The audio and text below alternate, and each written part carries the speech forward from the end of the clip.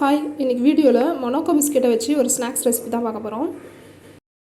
இதுக்கு தேவையான இன்க்ரீடியன்ட்ஸ் வந்து ஆனியன், டொமேட்டோ, கேப்சிகம். இப்போ பிளேட்டில் வந்து சீஸ் துருகி வச்சுருக்கேன்.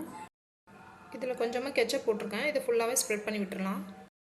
இதுக்கு மேலே வந்து கொஞ்சமாக நம்ம சாப் பண்ணி வச்ச ஆனியன், சும்மா கொஞ்சோண்டு டொமேட்டோ,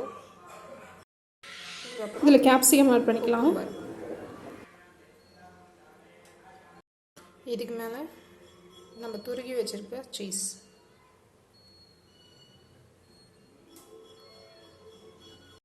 என்கிட்ட வந்து பர்கர் மைனஸ் இருக்குது. ஸோ அதை வந்து நான் போட்டு ட்ரை பண்ணி பார்க்கணும் எப்படி இருக்குது ஃப்ளேவர் அப்படின்னு. இப்போ பர்கர் மைனஸ் வந்து ஃபுல்லாக ஸ்ப்ரெட் பண்ணி விட்டேன். இதில் வந்து ஆனியன் வச்சுக்கிறேன். அது கூடவே சும்மா 2 டொமேட்டோ, கூடவே கொஞ்சமாக கேப்சிகம்.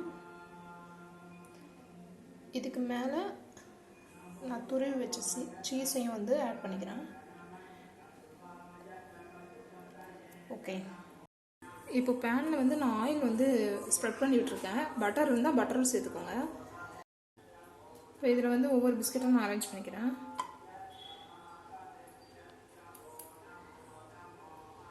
சரிங்களா, இது ஒரு லிட் போட்டு மூடிடலாம்.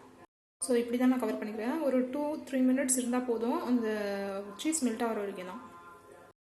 அவ்வளோதாங்க. இப்போ வந்து சீஸ் மெல்ட் ஆகிற வரைக்கும் இதை நம்ம வச்சுருந்தா போதும். இன்கேஸ் உங்கள்கிட்ட சீஸ் இல்லை சீஸ் போட வேணாம்னு நினச்சிங்கன்னா நீங்கள் டொமேட்டோ கெச்சப்பே திரும்பவும் இதுக்கு மேலே வச்சு கொடுத்தீங்கனாலே அதுவும் டேஸ்ட்டாக தான் இருக்கும்.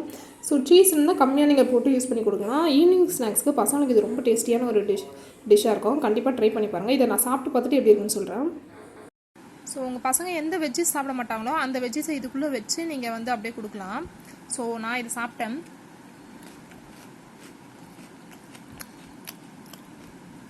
க்ரன்ச்சினஸாக இருக்குது. அதே அந்த சேம் டைம் வந்து டேஸ்ட்டும் சூப்பராக இருக்குது. இது பார்த்தீங்கன்னா நான் மயோனைஸ் வச்சு செஞ்சது. ஸோ இது எப்படி இருக்குன்னு நான் சாப்பிட்டு பார்த்து சொல்கிறேன்.